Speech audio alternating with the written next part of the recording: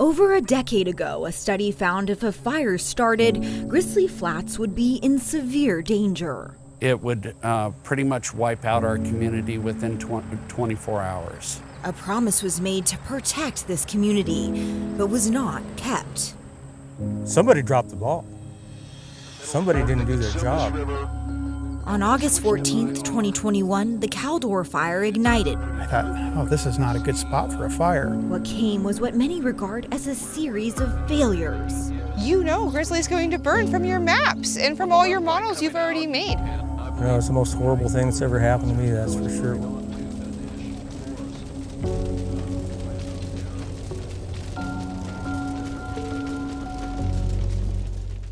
Thanks for joining us on To The Point. I'm Becca Habiger in for Alex Bell. It's been a year since the Caldor fire destroyed the community of Grizzly Flats, and residents still have questions about the response in those first few days of firefighting. They believe the U.S. Forest Service failed them and that a series of poor decisions led to the destruction of their homes and community. Only on ABC 10, this federal organization that was in charge of responding to the fire is answering questions on camera for the first time tonight. Investigative reporter Andy Judson brings us an ABC 10 Originals investigation, Burning Grizzly Flats.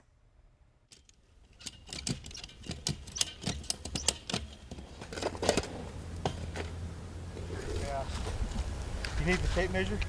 Well, this was inherited from my mother, who inherited from her parents, you know, they inherited from my great-grandparents.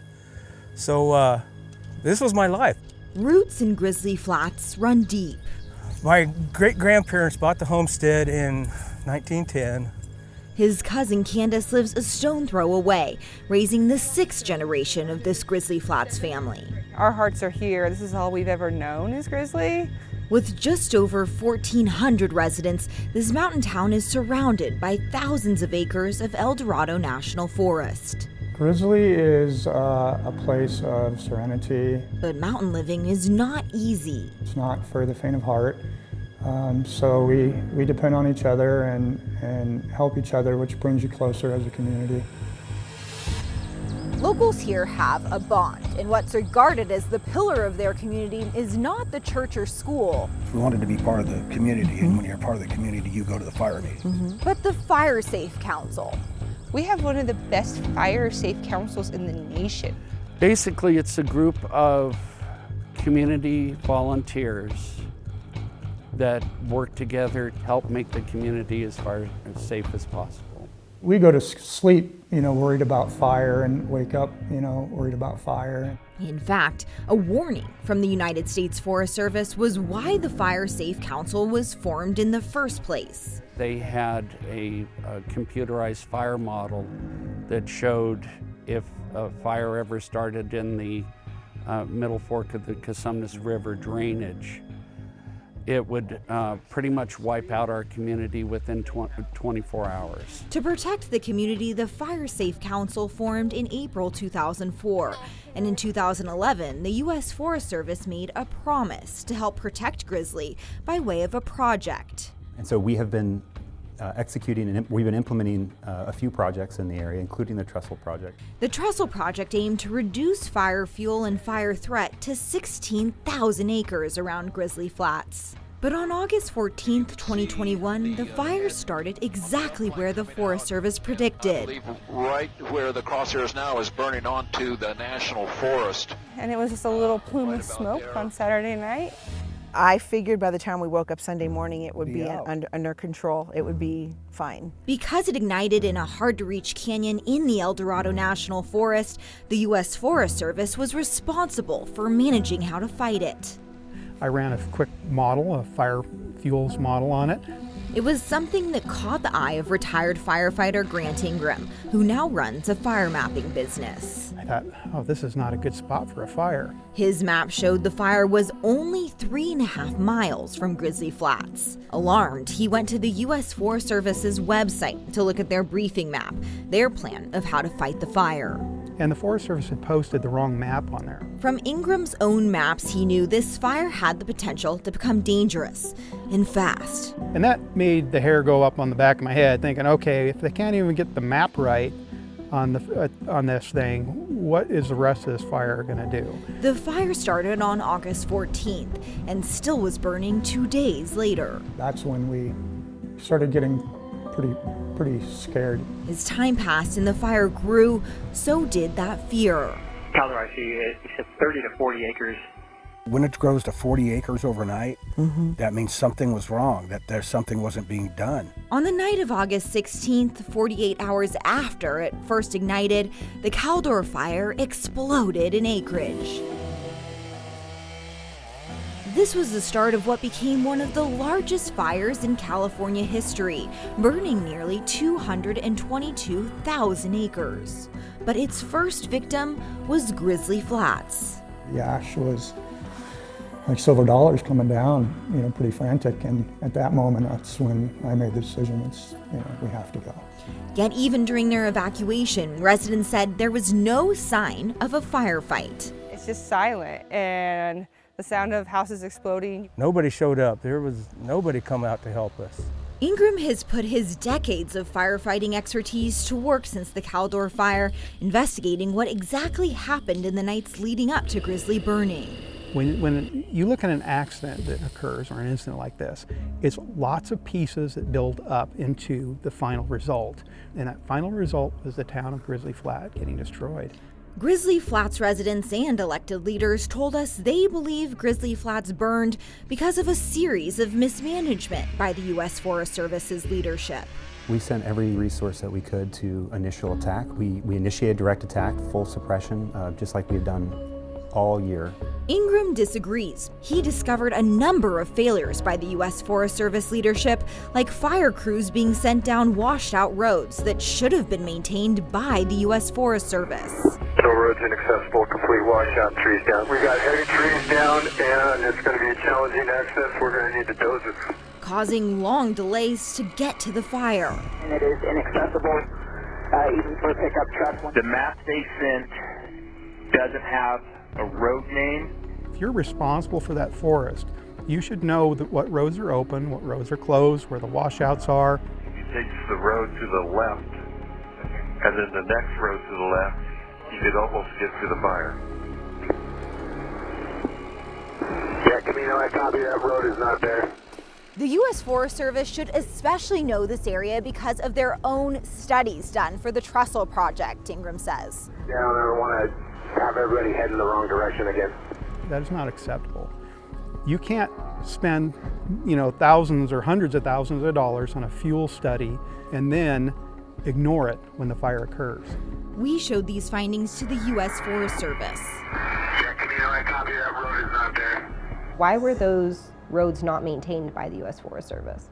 We have thousands of roads on the El Dorado National Forest, and the maintenance of those roads is a challenge. And with the limited funding that we have available, we're not able to get everywhere.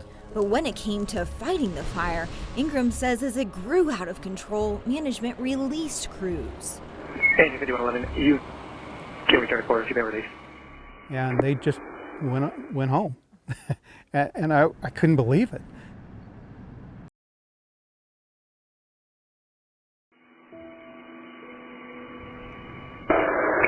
Engine 365 is returning to Sierra Springs via Elmo Ranch. The U.S. Forest Service did not know about these crews until we asked them during our interview. And following that interview, they emailed us a detailed account telling a different story, claiming no crews were released without reason. But Ingram says no matter which way you look at it, massive miscommunication hindered their fight. And at the same time, I'm hearing traffic about how if we don't catch this tonight, it's going to be a really big deal. We're going to need everything we have today. Yeah, we had conflicting stories. 8600 said it was for tomorrow. The process of fighting a fire in the middle of the night is challenging and is chaotic. I can't speak to what kind of communication challenges they had. But challenges continued even with basic firefighting needs. The Forest Service chief came on the radio and said they're not allowed to use dip sites, where the water is, that are not approved. Regarding that dip site, it would be preferable if we could utilize some water that's already located on Forest Service land. Is that a possibility? So they further hampered themselves in their firefighting by doing that. What's your response to that? It's a tactical question you'd have to ask the incident management team at the time. It was the same answer we got when we asked why firefighting crews were not sent to Grizzly Flats until nearly 3 days after the fire started. I can't speak to the tactics of the incident management team that was in charge at the time. I do think that speaks, though, to the broader challenge that we had in that year, which was a lack of availability of resources. He says they were stretched thin between the Dixie and Monument fire. There were no other firefighters available to us to send those first few days. When crews did get to Grizzly Flats, it was too late. Code 3, immediate need for structure protection to the community of Grizzly Flat. Why they didn't have equipment immediately sent to Grizzly Flat to help prep the structures prior to the fire getting there, I don't know. 630 homes destroyed.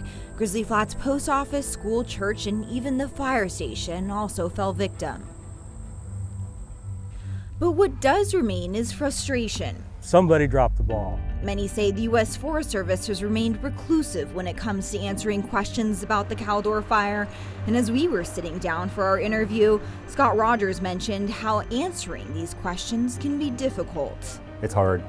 Our data systems just don't speak well to these questions more often than not. But during the interview, he mentioned this. We've provided responses to all of the media requests that we've had around the Caldor fire. And our interview with them was one of the first times they've sat down on camera to answer questions that we brought directly from Grizzly Flats locals. Why? Why were we let to burn? But perhaps the biggest question of all came after a discovery that the Trestle Project, the U.S. Forest Service's own promise to help protect Grizzly Flats, was never finished. The completion date was originally set for 2020. But only 15% of the Trestle Project was completed in the 10 years since it was formed. We feel betrayed. We do. That's the only word I can think of. Just betrayed. We have numerous projects that are ongoing across the El Dorado National Forest and across Placerville District. He blames a lack of resources, funding, and manpower. It was one of our top priorities on our program of work, both for the forest as well as for the district. But yet only 15% was finished during that time. Yeah, unfortunately, we didn't complete more of it by the start of the Caldor fire. We certainly would have liked to have done that. It was their own study that said we need to clean up in this area because of these factors. To him, the Fire Safe Council and Grizzly Flats community did their part. However, the Forest Service didn't live up to their side of the bargain. And yet, there's no consequence. If you're a private homeowner and you don't clean up your property, you can be fined. You can lose your fire insurance. If you're the federal government and you don't clean up your property, there's nothing that will happen to you. I think the reality of the fire crisis that we've seen across the West here, and especially in the state of California, is larger than just the Forest Service. It's in response to climate change, it's in response to severe drought. Locals we spoke with said these excuses don't justify poor leadership. I just want the firefighters on the ground to know that what I have to say is not against them, and they are true heroes.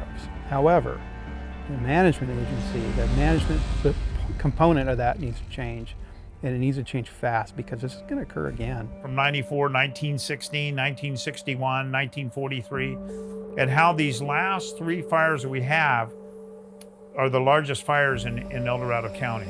El Dorado Supervisor George Turnbull is frustrated with the U.S. Forest Service as well as another federal agency. President Biden was here. He said that he was going to help the residents in Grizzly Flat, and he hasn't done it. About 25% of those people don't have homeowners insurance. So what are we going to do for those people? Thank you. But individual assistance from FEMA has been denied 3 times now to Grizzly Flat survivors, despite it being common for most wildfires. We've just been left in the dark. There's been no assistance from anybody. This type of assistance is something that could be life-changing. Yet in a statement, FEMA said Grizzly Flats victims' needs were not severe enough to warrant individual assistance. Because they took the value of all of El Dorado County. This includes vastly wealthier areas that have a different lifestyle than Grizzly Flats. Well, you're talking about a poverty-stricken community. To pinch pennies, Lucas got rid of his fire insurance just 5 months before the Caldor fire. I'm living on $900 a month. Fire insurance boosted our homeowners insurance up to $3,500 a year. And if FEMA were given, what would that mean to you? Would that make a big impact in what you're able to do? I think it would make it financially a lot easier. I got to do all the labor myself. Many moved away. Rebuilding is just too expensive. So this is where our deck would have been and was. Toby Madsen is restoring a restaurant, what will be known as the Grizzly Den. I think this is going to pay off, and this is, it's worth more. You know, giving back a little bit more and bringing something for the community will make me happier too, because nobody likes to sit in a fifth wheel. It's something he knows well. He and his 2 teenagers and fiance are living in a trailer on their property. Same as the Tylers. We've been living in our trailer now for a year and a few months with 2 kids. Yet they feel lucky. Others in Grizzly Flats are living in tents. I guess my question then would be, why stay? Because it's home. Because it's home.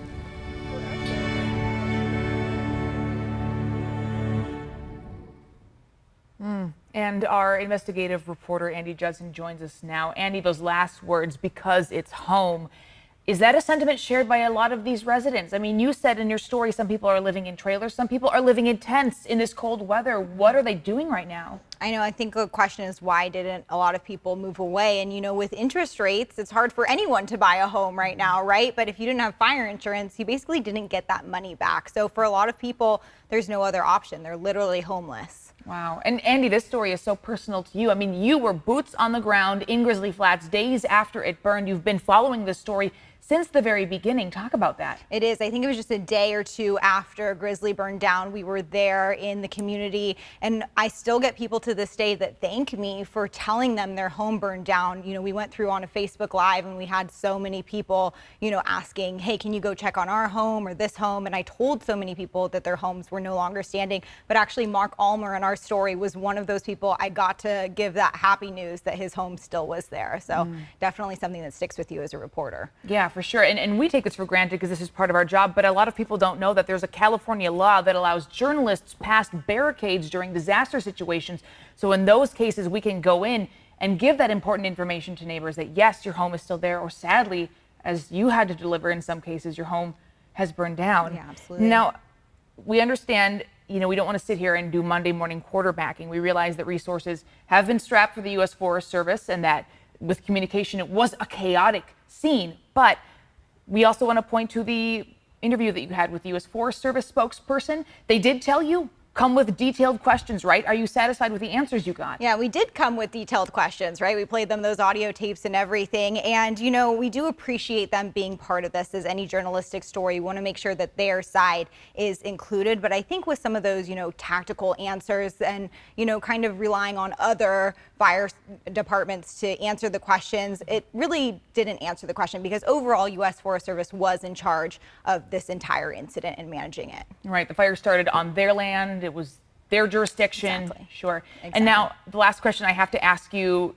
you said in your story, one man is renovating the Grizzly Den, this restaurant. When is it going to open? How can we support them? Yeah, instead of his home, he's renovating his own restaurant in the Grizzly Den, and it is expected to open on Super Bowl Sunday. So keep that in mind for anyone who wants to go up there and support this community. That sounds great. Yeah, make those plans. Andy, thank you so much for this investigation. Thank you for having me. Yes, appreciate it.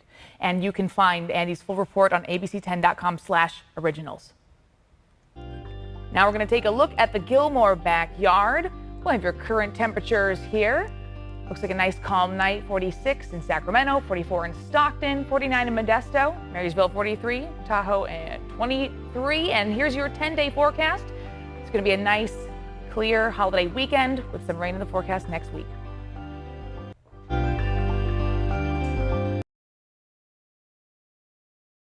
We're keeping on our radar the 6.4 magnitude earthquake that hit overnight near Ferndale in Humboldt County. That's about 200 miles up the coast from San Francisco. The earthquake cut power to more than 71,000 customers, making up more than 70% of the entire county. And multiple roads are closed as the damage is assessed. Our John Bartel has been in Humboldt County all day, meeting with people who are dealing with the damage. He caught up with a woman in Rio Dell whose home was torn up in the quake. She says her dog woke her up at 2:30 this morning to alarm her.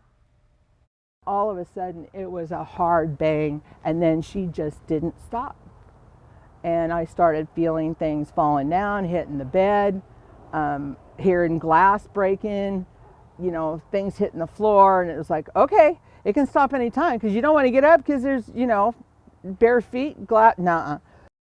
We'll have more updates on the situation tonight at 11 on Late News Tonight. And of course, an earthquake of this magnitude brings the big one into question. Are you ready for it? You can find our series on earthquake preparedness with life-saving information on abc10.com/tothepoint. We want to know what's going on in your community. I've got Instagram and Facebook at Becca Reports, or you can just shoot the team an email at tothepoint@abc10.com. Thanks for joining us. Jeopardy's up next. Have a great night.